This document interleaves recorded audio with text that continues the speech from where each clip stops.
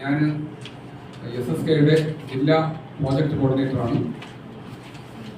Sir SSKയുടെ സംസ്ഥാന കൺസൾട്ടൻ്റാണ്, സ്റ്റാർസിൻ്റെ കൺസൾട്ടൻ്റാണ്.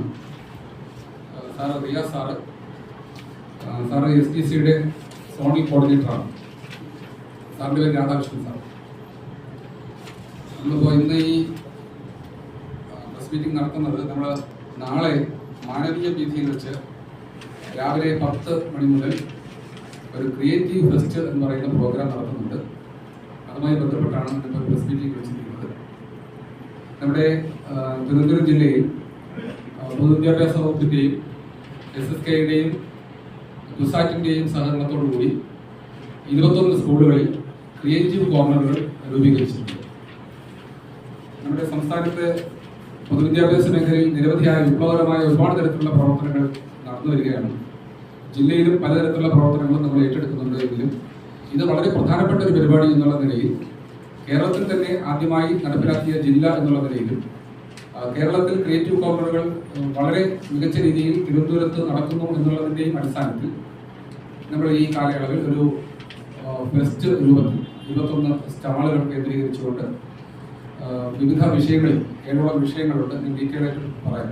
7ഓളം വിഷയങ്ങളിൽ ഹാൻഡ്സ് ഓൺ ട്രെയിനിങ് ഉൾപ്പെടെ നടത്തിക്കൊണ്ട് 500ഓളം കുട്ടികളെ പങ്കെടുപ്പിച്ചുകൊണ്ടാണ് മാനവീയ വീഥിയിൽ വെച്ച് ഈ ക്രിയേറ്റീവ് കോർണറിൽ കുട്ടികൾ നിർമ്മിക്കുന്ന ഉപകരണങ്ങളുടെ പ്രദർശനവും അതുപോലെ തന്നെ വിപണനവും എന്നുള്ള അർത്ഥത്തിലാണ് അത് സംഘടിപ്പിച്ചിരിക്കുന്നത്.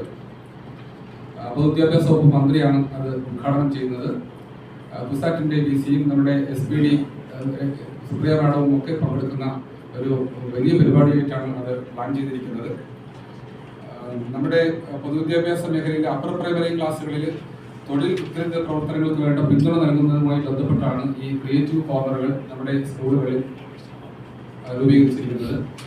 ഇതിൻ്റെ വിദ്യാഭ്യാസപരമായ വശങ്ങളൊക്കെ നമ്മുടെ കൺസൾട്ടൻ്റ് ഇതുമായിട്ട് ബന്ധപ്പെട്ട് വിശദീകരിക്കും.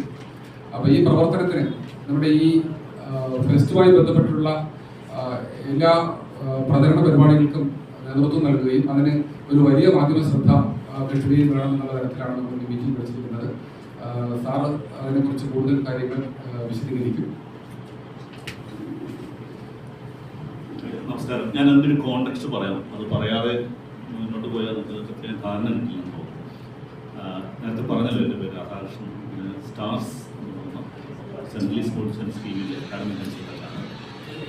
സ്റ്റാർസ് എന്ന് നിങ്ങൾ കേട്ടിട്ടുണ്ടാവും. പക്ഷേ strengthening teaching learning and research for states എന്ന് പറയുന്നത് കേന്ദ്ര ഗവൺമെൻറ് സമഗ്ര ശിക്ഷയുടെ ഒപ്പം നടത്തുന്നൊരു സെൻട്രലി സ്പോർട്സ് ആൻഡ് സ്കീമാണ്. അത് ഇന്ത്യയിലെ ഏക 6 സംസ്ഥാനങ്ങളിൽ മാത്രമേ ഉള്ളൂ. കേരളം അതിൻ്റെ ഭാഗമായത്. കേരളം അന്ന് മികച്ച PGI റാങ്കിങ് നേടിയ ഒരു സംസ്ഥാനം എന്നുള്ള നിലയിൽ, ഒരു മാതൃകാ സംസ്ഥാനം എന്നുള്ള നിലയിലാണ് നമ്മളത് ഉൾപ്പെടുത്തിയത്. അതിൻ്റെ നിർവഹണ ഏജൻസി എന്ന് പറഞ്ഞ സമഗ്ര ശിക്ഷ തന്നെയാണ്. അതിലൊരു പ്രധാനപ്പെട്ട 5 കമ്പണൻസ് ആണ്, 5 മേഖലകളാണ് സ്റ്റാർസ് കവർ ചെയ്യുന്നത്. അതിനകത്തുള്ള ഒരു പ്രധാന മേഖലയാണ് വൊക്കേഷണൽ എഡ്യൂക്കേഷൻ. നമുക്കറിയാം, നാഷണൽ എഡ്യൂക്കേഷൻ പോളിസി ആയാലും സ്റ്റേറ്റ് ഗവൺമെൻറ്റിൻ്റെ എഡ്യൂക്കേഷൻ പോളിസി ആയാലും വൊക്കേഷണൽ എഡ്യൂക്കേഷന് വളരെ പ്രാധാന്യം കൊടുത്തിട്ടുണ്ട് പുതിയ കാലം.